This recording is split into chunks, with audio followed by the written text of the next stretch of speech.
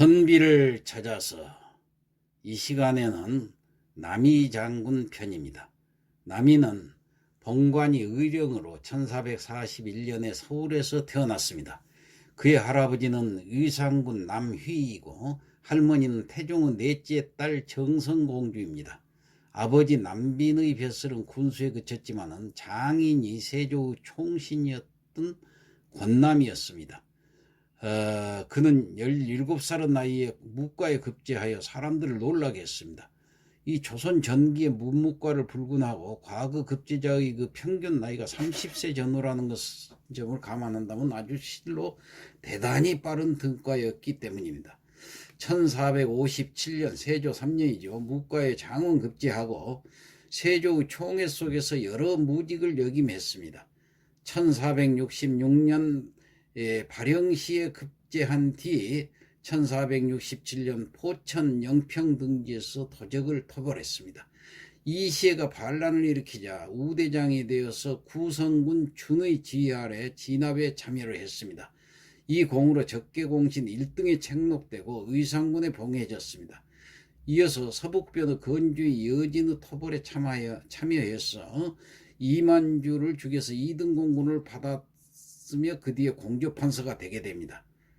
그러니까 난이 진압된 뒤에도 여진족의 한 갈래인 건주의 무리가 압록강과 두만강을 넘나들고 또 명나라도 괴롭혔습니다. 그래서 명나라에서는 여러 차례 건주의 무리를 우리 보고 무찔러 달라고 했으니까 모른 척 할 수가 없었던 때였습니다. 세조는 그래서 강순, 어윤서, 남이에게 군사를 줘가지고 건주의를 치도록 하였죠. 남이는 군사를 이끌고 적의 소굴인 만포진에 이르러서 건주의 그 추장 이만주의 무리들을 무찔렀습니다.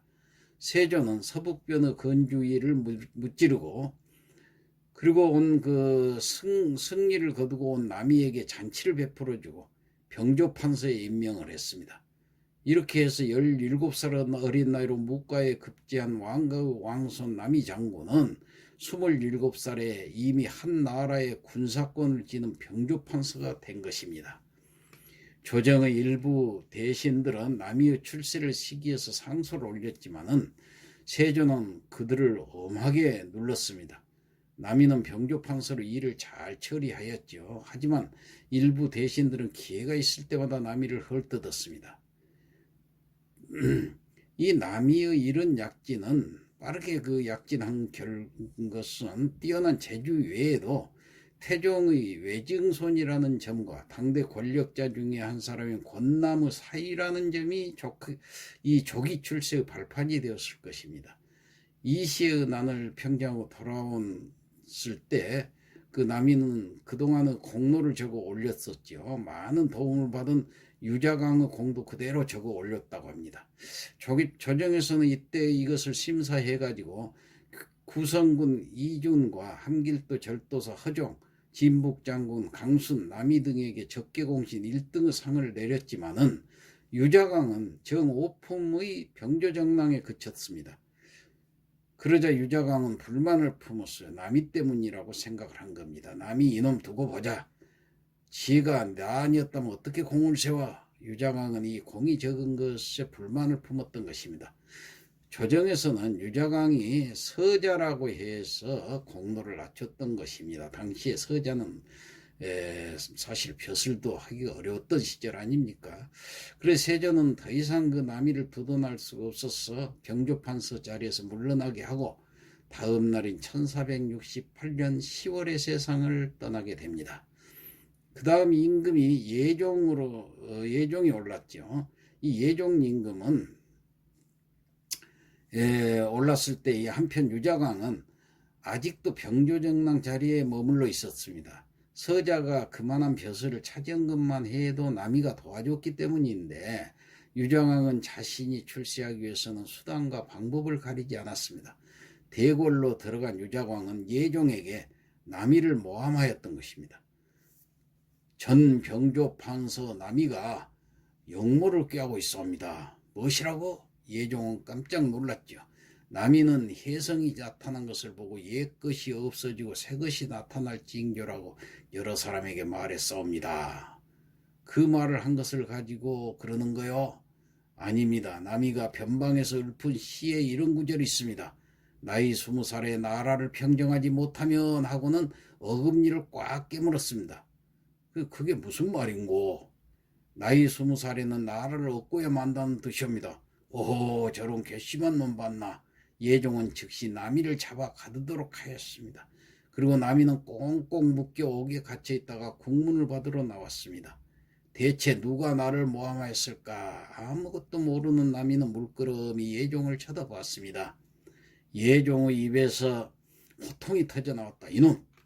역적! 네 죄는 네가 알렸다.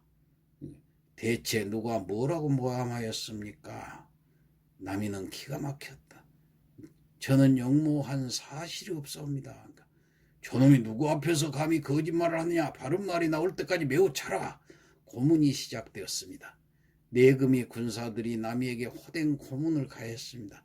예종 옆에는 영의정 강순이 지켜보고 있었습니다.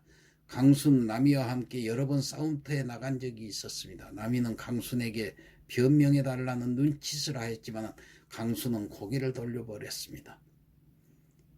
저의 억울함은 영상 대감 강순 대감도 잘 알 것이옵니다. 남이가 겨우 말을 했지만은 강순은 입을 열지 않았습니다.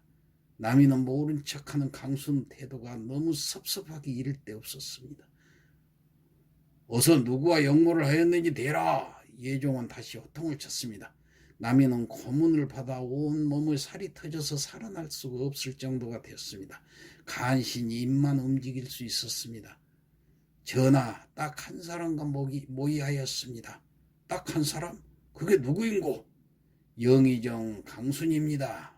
순간 옆에 있던 강순 얼굴이 새파랗게 질렸습니다.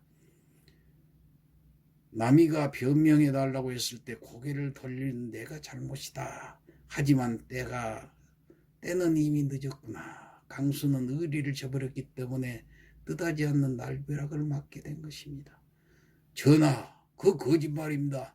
저자가 변명을 해주지 않아서 앙심을 품고 한 말이옵니다. 하고 강순이 변명하면서 쩔쩔맸던 것이죠. 예종은 누구의 말을 믿어야 할지 갈팡질팡하였습니다. 대체 이게 어찌된 일인고? 예종이 남이에게 다시 물었습니다. 소신은 여러 번 강순과 함께 싸움터에 나갔고 그때마다 임금을 없애기로 모의해서옵나이다. 또 요즘에도 강순과 함께 전하를 단칼에 목베기로 단둘이 결정하고 동지를 모기로 합의했습니다. 예종이 이 말을 듣고 예의 이동 강순도 함께 못 가라. 예종의 분노가 폭발하자 강순은 아무리 억울함을 호소해도 소용이 없었습니다. 이놈 남이야, 죽으려거든 너 혼자 죽을 일이지 왜 아무 죄도 없는 나를 끌어들이느냐. 강순은 부들부들 떨면서 남이를 노려보았습니다. 강순과 함께 감옥에 들자 의리 하나도 지키지 못한 영상은 빨리 죽어야 하오. 영상께서는 흔들겠소. 나이 80도 헛먹었소. 벌레처럼 더 살아서 못하겠소. 남이는 씁쓸하게 웃었습니다. 변명을 안 해주었다고 그러느냐. 3살 먹은 어린애도 가만히 있지 않겠소. 싸움터에 나가 목숨을 내놓고 싸운 우리가 아니겠소. 그런데 이제 와서 혼자만 부귀영화를 누리겠다니 그게 어디 사내 대장부로서 취할 태도요. 우리는 지금 누군가의 모함에 빠져 죽게 되는 거야. 강순이 감옥 안에서 외치는 소리를 먼 발치에서 유자강이 듣고 있었습니다. 자기가 도와 키운 유자강의 흉기에 말려든지도 모르는 남이는 28살의 아까운 나이로 처형당하고 말았습니다. 강수는 남이와의 의리를 저버리고 변명 한마디 안 해준 탓으로 80살의 나이로 덩달아 억울하게 처형당했던 것입니다. 예종은 죄 없는 남이 장군을 죽이고 1년 2개월 만에 병사하고 말았던 것입니다. 역사에는 언제나 반대의 무리가 있고 억울함이 있으면 오늘날에도 마찬가지로 고금의 진리인 것처럼 엄존하고 있습니다. 그의 시조 북정가를 읊어보겠습니다.